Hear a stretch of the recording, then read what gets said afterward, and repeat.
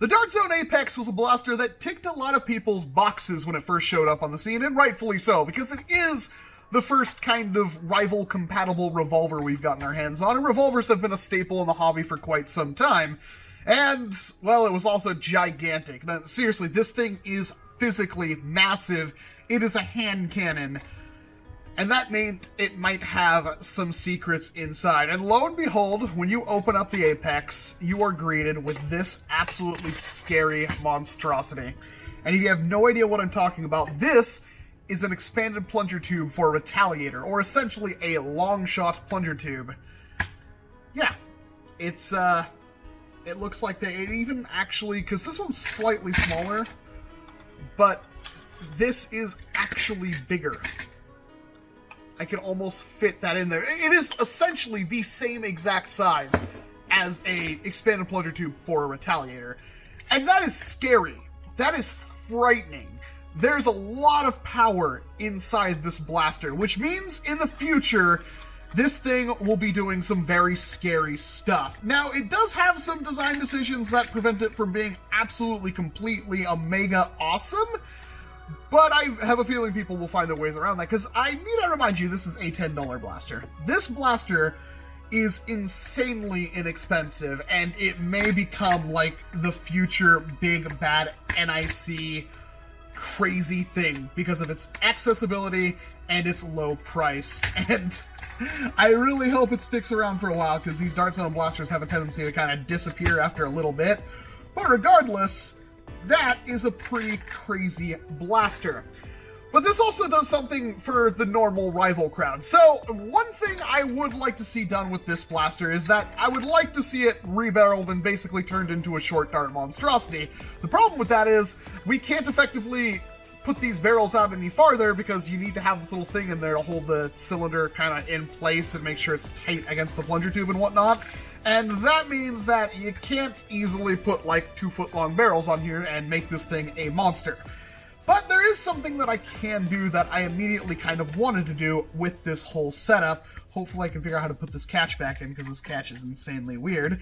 And that is make it rear loading. And looking at this mechanism, you can see the entirety of the rotational mechanism, and we know that rival rounds not only really compress, but we could very easily shove them back here, and they should. The cylinder should not be a problem at all. We just need to have enough space in here to actually shove a rival round back down in there, and cut a hole to easily do such a thing. And I'm looking at like this piece right here, and this whole point that sticks out past here doesn't actually do anything. It doesn't interact with anything on the side of the shell. I don't think it might actually. No, I don't think it does anything. I was thinking maybe this prong right here would support it, but it doesn't move. I don't see a real reason to it, and that means that potentially you could cut this down and then just widen the back of and widen the holes on the back of the cylinder so you can easily fit rival rounds in there, and we could have a rear-loading rival revolver kind of thing. I actually don't even remember what way this rotates, but I'm hoping it rotates that direction, because that would be absolutely perfect. And that would make this thing even crazier as like a viable revolver option. I have no idea what kind of spring load we can put in this thing, and honestly, I'm not going to try in this video. I will leave that to the people of the internet that don't have absolutely horrible luck when it comes to modifying springers, because for some reason, no matter what I do with springers, something always goes wrong. But this should be a relatively straightforward design, and well, here's hoping. I mean, it does. Yeah, first thing we gotta do is just sand out the back of this cylinder right here and make sure we can actually fit the rival rounds back in there. If I were to shove one, it's exactly what happens with them, so we really just need to open up that entire backwards chamber, which should be as simple as just grabbing the Dremel and start sanding.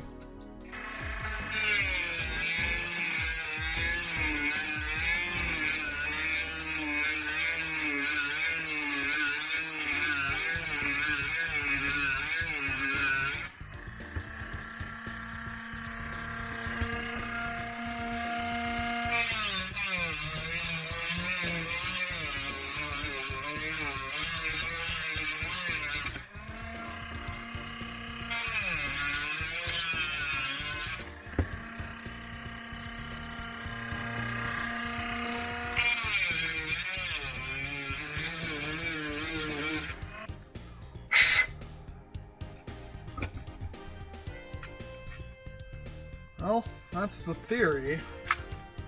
But will this even seal?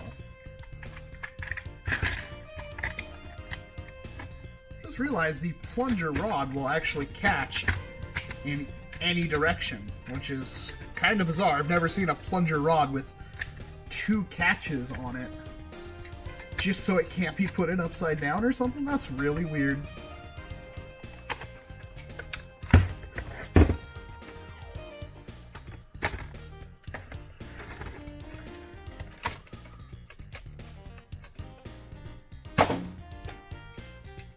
Alright, that said 83.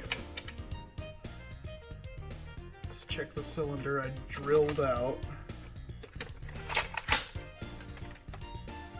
It was also 83. I'm going to test it one more time.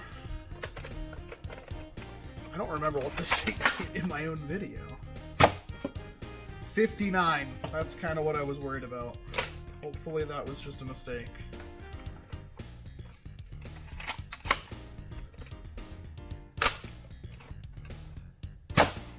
.86. Give it a few more tests and make sure this thing actually works.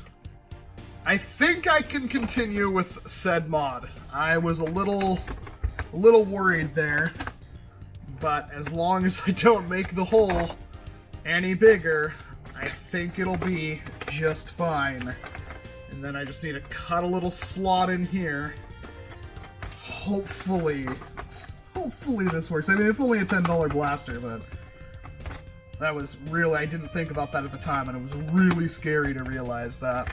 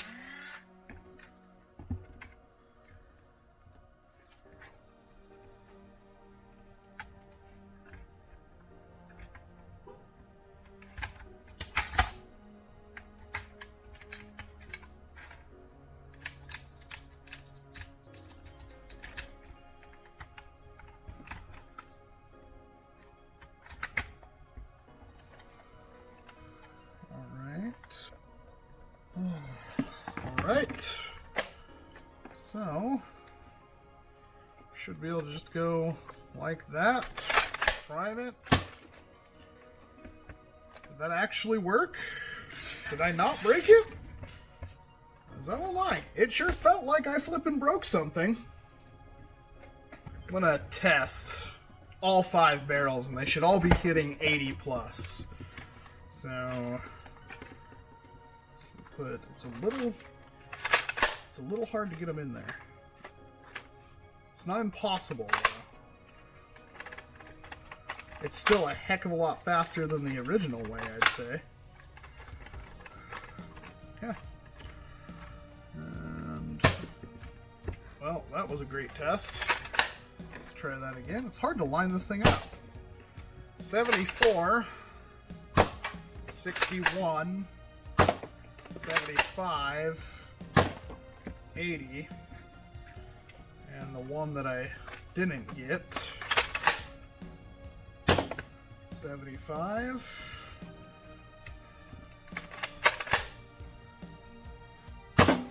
86. 39. What happened there? 82. I'm gonna say that must have just been something weird. 61. 87. Okay, why is it sometimes 79? 85. I don't know what the issue is. Sometimes it works, sometimes it kind of doesn't. There might still be something in the tubes that is stopping it, but that actually did work. So if it's in battery, I only have access to the one cylinder, and honestly, that could be smoothed out just a bit to make that easier to load in. But it does work! Ow. And that really wasn't that hard. You just have to be really careful when cutting that out, because if you cut too much, it's not going to make a seal. And that might be relevant because of how it's working right now. Because if that's tilted at all, I have a feeling that's going to cause some problems.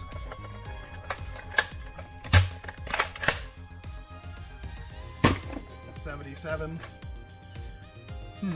Well, I'm going to clean this up, take it outside, fire it, and then I guess we'll give a conclusion.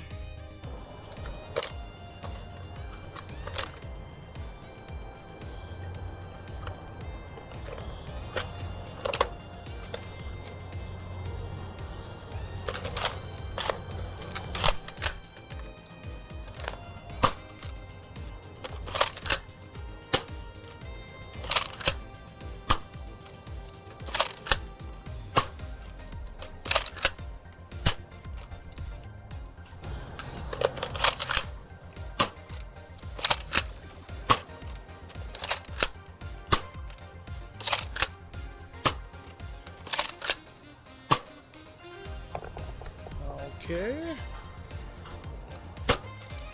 Oof. That's not good either.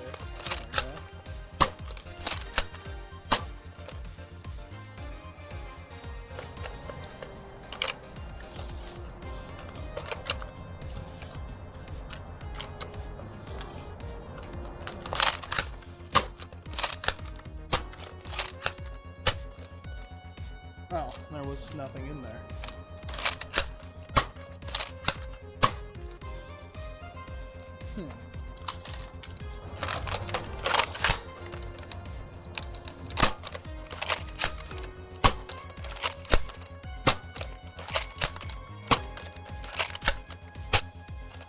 Oops, last one. There we go.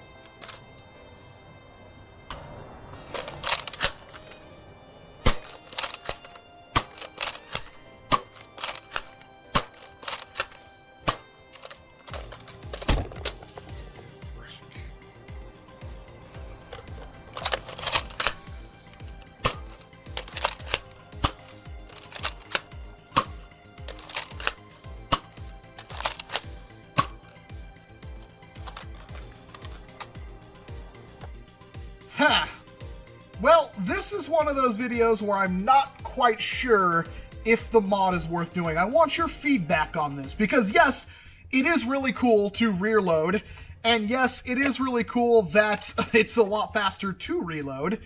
That being said, if you don't do this quite just right, you're going to get some inconsistencies out of your shot, and that could be a major problem. If you do it perfectly, I don't think I did, you'll get pretty much normal performance and everything, but if you don't load it quite right, and if you make the holes for feeding quite too big, it will not work. But we're going to take the chronograph right here, I'm going to do 5 shots, and I'm willing to bet you one of them at least will be messed up. But let's see.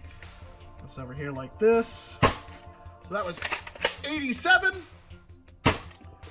91, 76, 86, 87. So, that all in all was pretty good. And the one chamber that, you know, it's not like a specific cylinder or anything like that. That usually has to do with how well you loaded it. Because if you load the rounds slightly too far up, unfortunately it will not seal that well around the ball, and that kind of causes you some issues. But that is a heck of a lot faster to reload, and that might just be worth it to a lot of you. I'm not quite certain. And it is a cheap blaster, and this didn't require any additional hardware to get done, so possibly it's completely worth it to pretty much everybody. But you do have to be somewhat careful. Do I like it? Yes, this is absolutely awesome. I do wish we could figure out a way to keep this cylinder in place. I honestly don't know how you would, because it's really reliant on the front of the cylinder here to elongate these barrels, though, and give yourself some good performance. I mean, you could basically make the thing shoot full-length darts. They are the perfect size for that. It almost seems like they just took that exact same thing and just scaled it up, and it happened to work. Or even short darts, you know, just put some brass or some CPVC in there and get it shooting short darts. But the barrels are going to be too small to really get the full effect of this massive plunger tube. But I don't know. I haven't done it yet, and I'm assuming some people out there, once this is more available, will do so and post their results. I mean, I've seen, you know, non-rebarreled revolvers hit over 130 just by swapping out a spring, and that is absolutely awesome. But I seriously want to know if you think it's worth the slight chance of your reliability going down, and of course, the chance that you may screw up the entire blaster trying to do this for such a simple thing. I kind of wonder about that myself, but please let me know down in the comment section what you think. Otherwise, I'm Walcom S7. Thank you very much for watching this video. I do appreciate it, and I hope you enjoyed it. And you have exactly until the end of the day today to get your name on the table in gold. $5 a month or more patrons get their name on my workbench in gold until the end of January. After that, every name will be put on in probably a black vinyl instead. So that is something to keep in mind if you want your name up here as a founder in this pretty gold. There's actually 2 or 3 more names to still have to put on here. They just happen to join at the wrong time. But of course, I hope to see you in an entirely different video. Can't you see I'm blazing? Still my heart is blazing. If the words kill me, I don't